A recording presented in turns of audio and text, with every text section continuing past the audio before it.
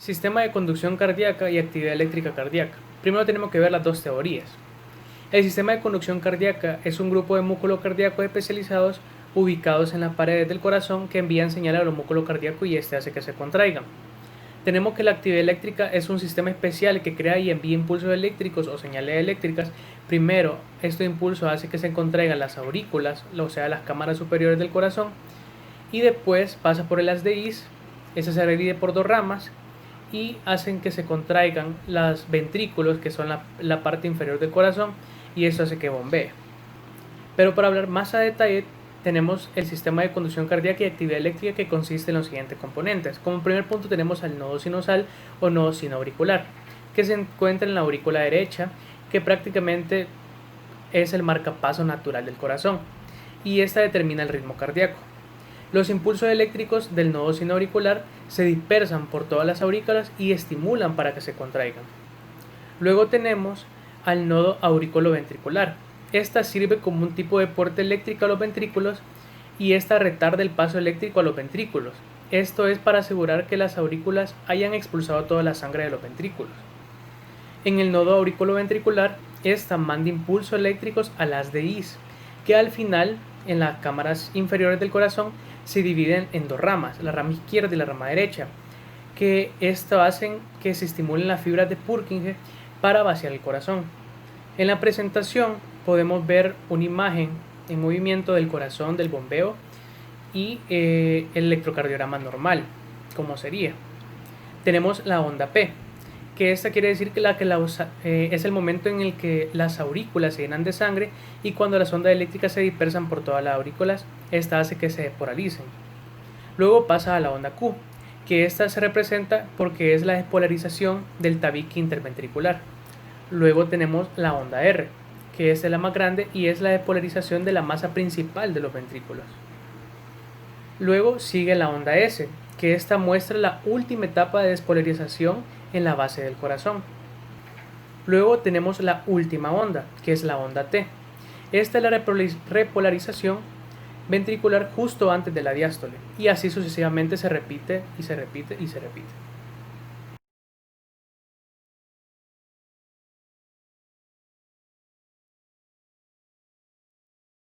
Define el ritmo sinusal y explica cómo se determina en un electrocardiograma. El ritmo sinusal es el ritmo normal del corazón. Es el ritmo cardíaco que se inicia en el nodo sinusal.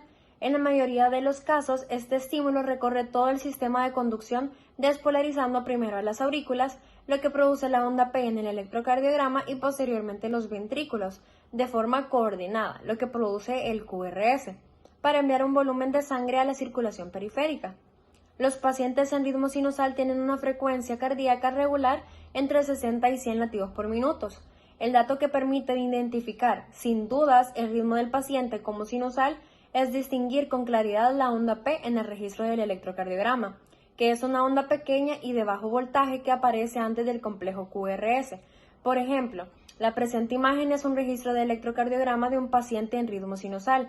Los datos que son importantes del paciente es que tiene un ritmo regular y que existe una onda P claramente identificable, que se ha marcado en rojo delante de cada complejo QRS. Este ritmo es también la situación ideal para los estudios de TC y RMN cardíacos, puesto que el ritmo regular del corazón hace que el patrón del movimiento cardíaco sea muy estable y el gating funcione de forma perfecta. Cuando esto se produce sin grandes alteraciones, lo llamamos ritmo sinusal normal. Los pasos para reconocer el ritmo sinusal normal son los siguientes. El primero es la frecuencia cardíaca mayor de 60 y menor de 100 latidos por minuto. Valores menores o mayores serían braquicardia o taquicardia sinusal respectivamente. El segundo es que el intervalo RR debe ser constante. A veces a simple vista podemos darnos cuenta, pero en caso de duda podemos medirlos con una regla o con un compás. Un truco simple es marcar 3 QRS en una hoja en blanco y desplazar las marcas hacia los siguientes complejos QRS. Si estas coinciden, entonces el RR es constante y el ritmo es regular. El tercero es que la onda P debe ser positiva en todas las derivaciones y negativa en AVR. Si la onda P no cumple con esta característica, es muy probable que el paciente presente un ritmo auricular ectópico, lo que significa un inicio del estímulo en otro sitio de la aurícula o que los electrodos estén mal colocados. El cuarto es que cada onda P debe ir seguida de un QRS, y el quinto es que el intervalo PR debe ser igual o mayor de 0.12 segundos.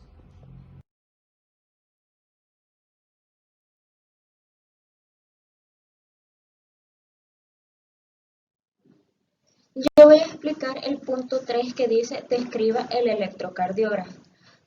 Y voy a comenzar por los principios de su funcionamiento. El electrocardiograma es un registro gráfico de las modificaciones en la magnitud y dirección de la actividad eléctrica del corazón, o dicho de otra forma, es un registro de la corriente eléctrica generada por los cambios, valga la redundancia, eléctricos que se dan en las aurículas y los ventrículos. Esta actividad primero es detectada mediante el uso de electrodos que son colocados en la piel del paciente. El registro luego es plasmado sobre un papel especial para su lectura e interpretación. La velocidad estándar a la que funciona esta máquina es de 25 milímetros por segundo. Como segundo punto tenemos describa las características que posee el papel empleado para registrar el electrocardiograma. Este es un papel cuadriculado. Específicamente es un papel milimetrado que facilita la medición del tiempo. El tiempo se mide en segundos sobre el eje horizontal. Cada cuadro grande equivale a 0.2 segundos, mientras que cada cuadrito pequeño equivale a 0.04 segundos. Como podemos observar, cada cuadro grande está compuesto de 5 cuadros más pequeños en el eje horizontal, mientras que el eje vertical representa la amplitud o el voltaje. Cada cuadrito pequeño tenemos que representa 0.1 milivoltios, por lo cual cada cuadro grande que consta de 5 cuadritos pequeños representa 0.5 milivoltios y 10 de estos cuadritos pequeños 1 milivoltio.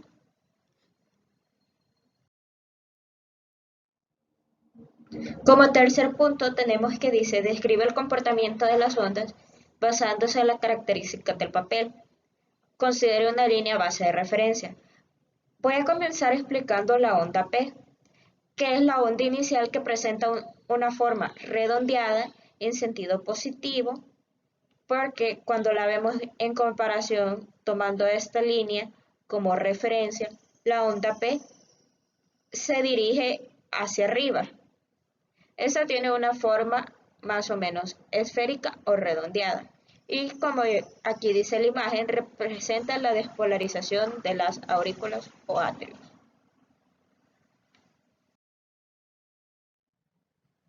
Continuando con el punto anterior de describir el comportamiento de las ondas basándose en características del papel, tenemos la onda TA, que representa la repolarización de las aurículas o atrios. Esta onda es la que le sigue a la onda P, aunque rara vez se vista en muchos electros porque esta pequeña onda es oscurecida por el complejo QRS, que en comparación es mucho más grande.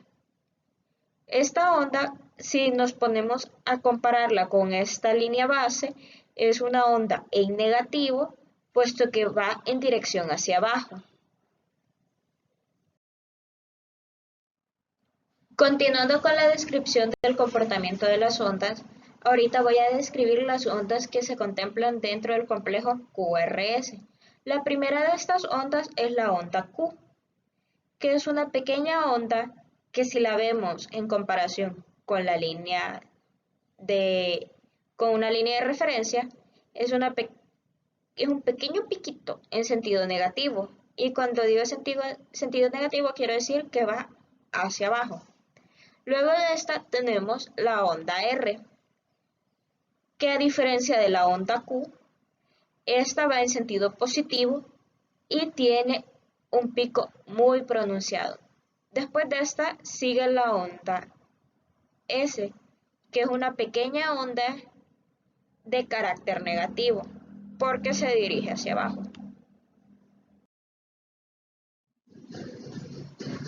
Después tenemos la onda T, que esta onda marca la repolarización de los ventrículos.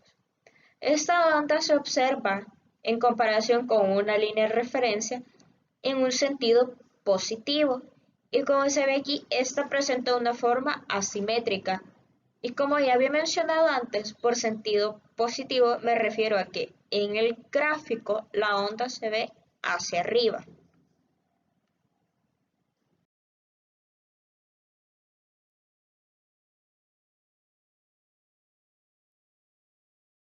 Manejo del aparato EKG. Primero se enciende el aparato, luego se coloca el papel donde se imprime la interpretación de lo que recogen los electrodos. Después se unen los cables a los electrodos. Se comprueba el código de colores del fabricante para determinar posiciones de electrodos y placas.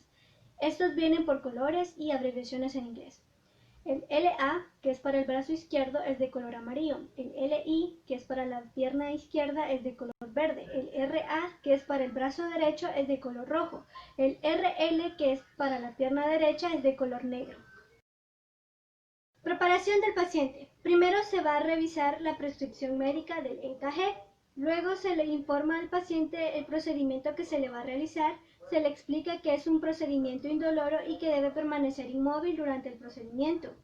Se le solicita al paciente que se quite los anillos, cadenas o pulseras para evitar interferencias y se le pide también que se descubra el tórax. Después de higienizar las manos y ponerse los guantes, se colocará al paciente en forma de cubito supino y hay que evitar que las extremidades del paciente tengan contacto con las estructuras metálicas de la cama. Se prepara el tórax del paciente limpiando la zona con alcohol y dejando secar antes de poner los electrodos. Se aplica el gel conductor del tórax y extremidades.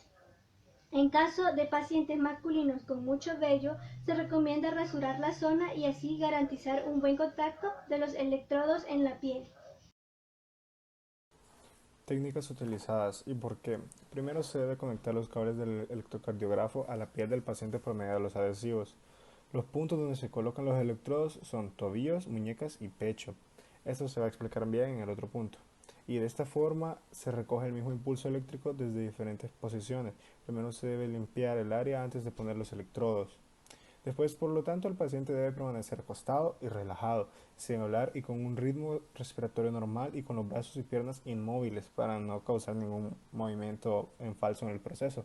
Y a veces el médico le puede decir al paciente que contenga la respiración durante unos segundos para causar más calma y que el impulso del ritmo respiratorio baje. Y la colocación de los electrodos. Esto es algo complicado ya que los electrodos periféricos son 4 y van colocados a la extremidad del paciente. Normalmente se colocan un color distinto para evitar para cada uno, o sea, para evitar confusiones. Se pone el R, que es el brazo derecho, por right, y es evitando prominencias óseas. El L también, left, que es el brazo izquierdo, y es evitando prominencias óseas también.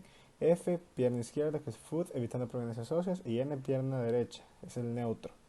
Y están los precordiales, que esos son 6 y van colocando en la región precordial, que va por B1, B2, B3 y B4, que se colocan en los espacios intercostales. Y solamente eso, que se lleva una línea imaginaria por donde se colocan los electrodos para poder ser.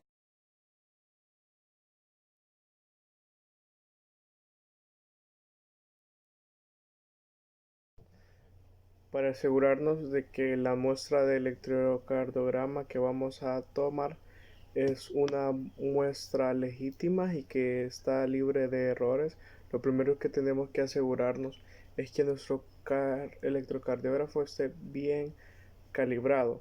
Esto va a ser a una velocidad de 25 milímetros por segundo y también a una intensidad de 10 milímetros por milivoltio.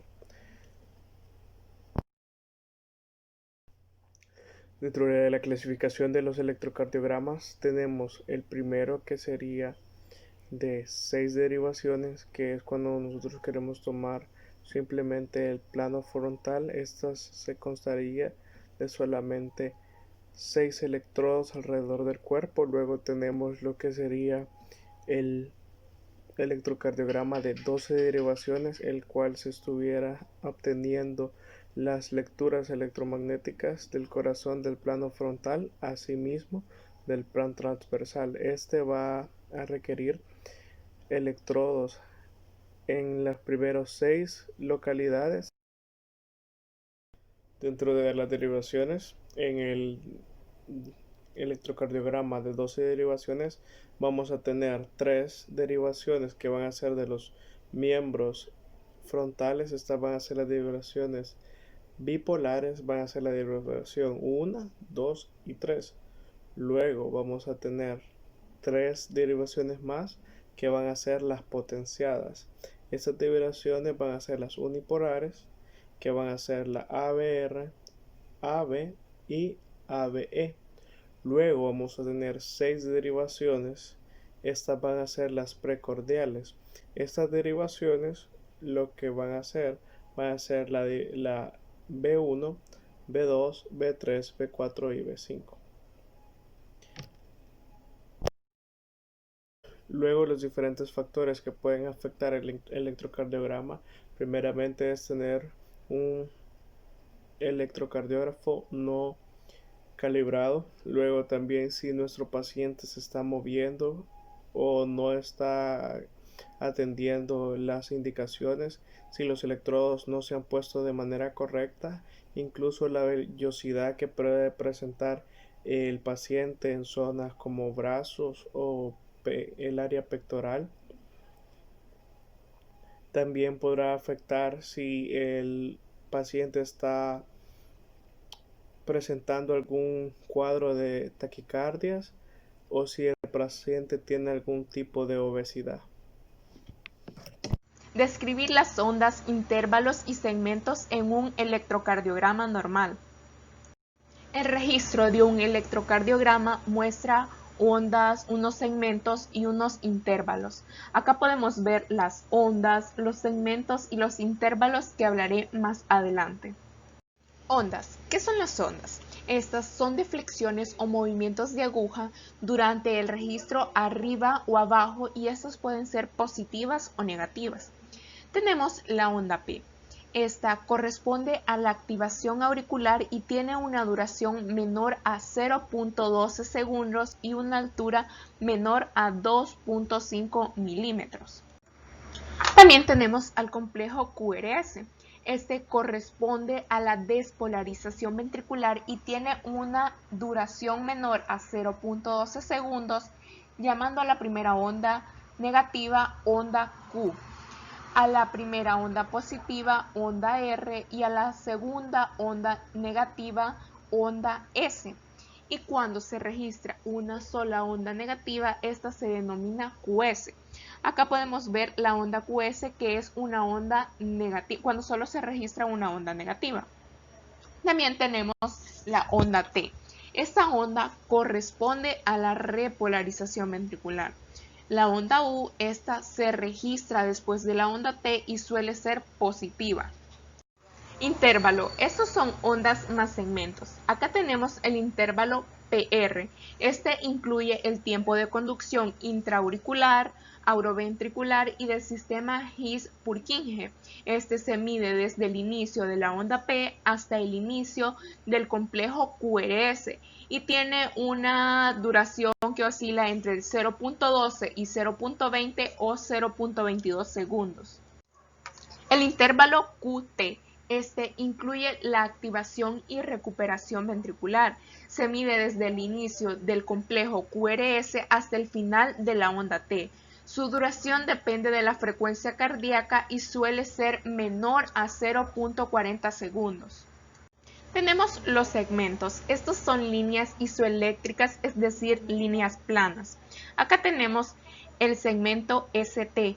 Este se inicia al finalizar el complejo QRS, normalmente es isoeléctrico, es decir, que está al mismo nivel que la línea de la base del electrocardiograma.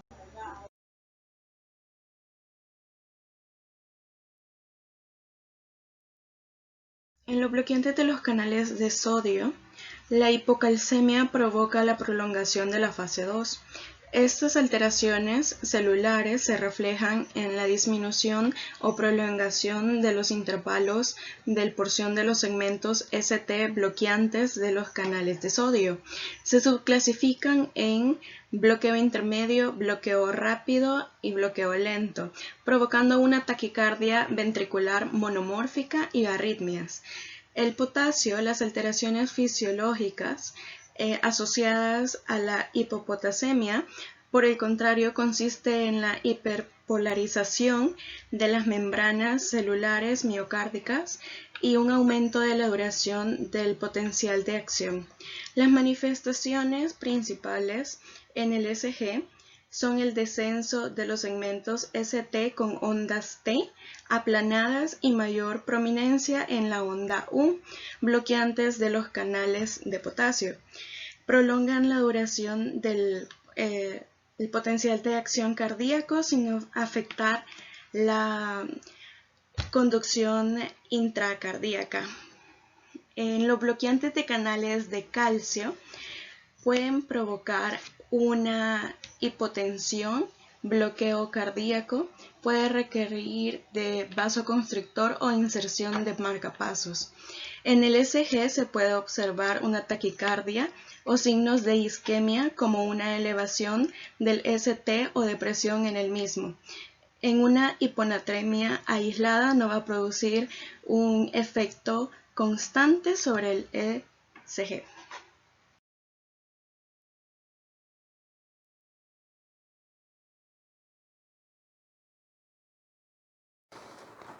En el ítem 8 vamos a describir una de las técnicas que se emplearían para calcular frecuencia cardíaca. Una de estas va a ser el ritmo. El impulso parte desde el nódulo sinusal y despolariza ambas aurículas, formando así la onda P. A continuación se va a activar el nódulo auriculoventricular. Pasado un tiempo, que este tiempo lo vamos a representar con el intervalo PR. El ventrículo se despolariza de forma coordinada usando el sistema His de Purkinje, formando el complejo QRS. Al determinar el ritmo de un electrocardiograma, los ojos deben seguir la misma ruta que el latido cardíaco. Onda P, intervalo PR, complejo QRS. Y vamos a tener la T, que va a ser la repolarización de los ventrículos. Vamos a tener también lo que es el eje. El eje es la dirección principal de la despolarización del corazón. La dirección normal es hacia abajo y hacia la izquierda del paciente, menos 30 grados a más 90 grados. Para determinar si el eje es normal, hay que observar dos derivaciones, la derivación 1 y la derivación 2. Si el complejo QRS es positivo en ambas derivaciones 1 y 2, el eje debe encontrarse en el área donde se superponen las dos derivaciones, que es el eje normal, entre menos 30 a más 90 grados.